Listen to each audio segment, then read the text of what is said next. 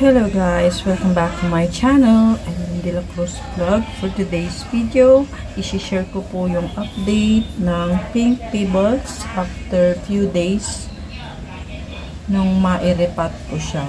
So, ito yung Pink Pebbles na napaka-lush at itinanim ko siya sa isang malaking paso. Nakala mo dish ang size. Parang mangkok. So, laki ng mangkok. So, I think 3rd day or 4th day po ngayon mula nung ano ba date ng 4th day po ngayon mula nung naitanim ko siya. So, papakita ko po kung anong itsura niya. Sana stay tuned po kayo sa aking channel at sa mga bago po, paki-like naman po ang aking video at subscribe na rin po, paki-click na rin yung notification bell para updated kayo lagi sa mga susunod ko na upload. Okay. I-up ko na tong camera. Ayan. Teka lang. By the way nga po pala, ito si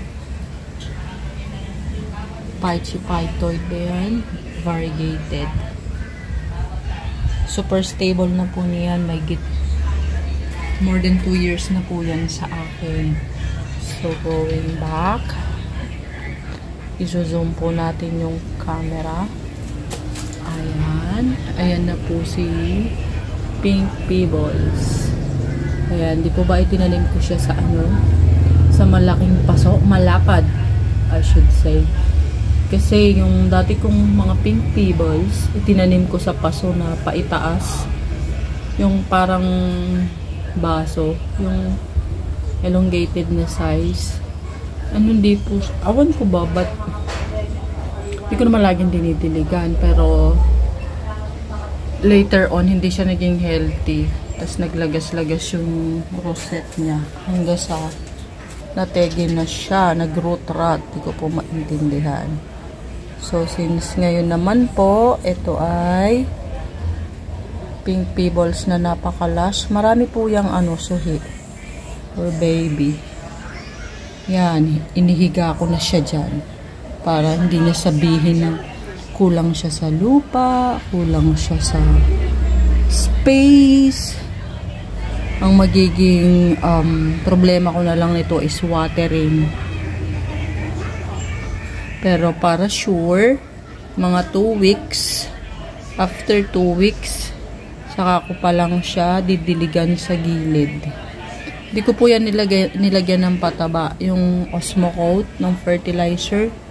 Kasi yun sa napanood ko na care tips about Pink Pebbles, hindi raw advisable.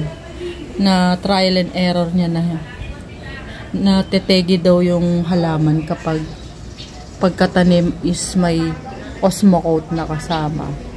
So wala naman pong mawawala kung susundin natin yung advice niya. Oh, different angle naman po dito. Medyo maaraw po ngayon. Ang oras po ngayon is nasa 3:00 ng hapon. Ayan po yung front view niya.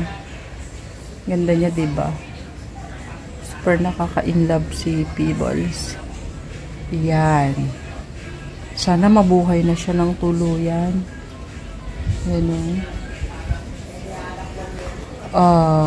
Hindi ko pa po siya pinapaarawan. Inilagay ko siya dito sa second layer or sa ibaba nitong aking plant rack para walang direct sun.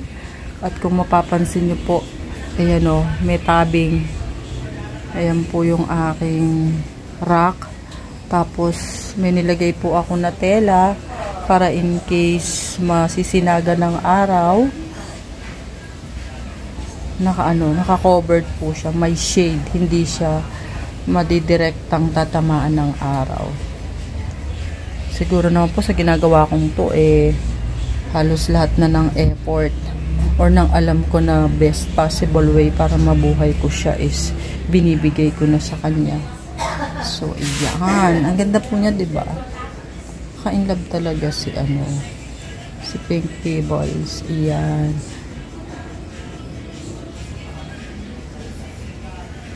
Iyan. Oh, ito. Much closer look. Ayan. Zoom out natin ng konti. Ayan. Di po ba nakaka-inlove? Super. Sana mag-adjust na siya dyan. Hinahayaan ko lang yung mga nagdi-discoloration na dahon sa ilalim. So, meaning, pag may nagda-dry out po na ganyan is umiinom siya. Or nag-i-strive siya para mabuhay. Diyan siya umiinom sa mga ilalim na yan na yun, natutuyo na yan. Sabi nila magandang indication daw po yan na striving yung halaman kapag may natutuyong dahon sa bandang ilalim. Ayan.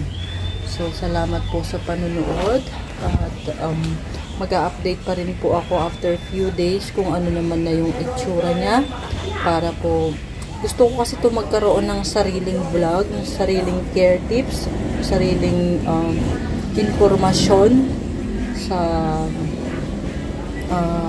journey nitong aking bagong tanim na pink pebbles para matutunan ko na kung ano ba talaga yung proper care tips based on my own experience. Okay? Another angle na naman po. This is a side view.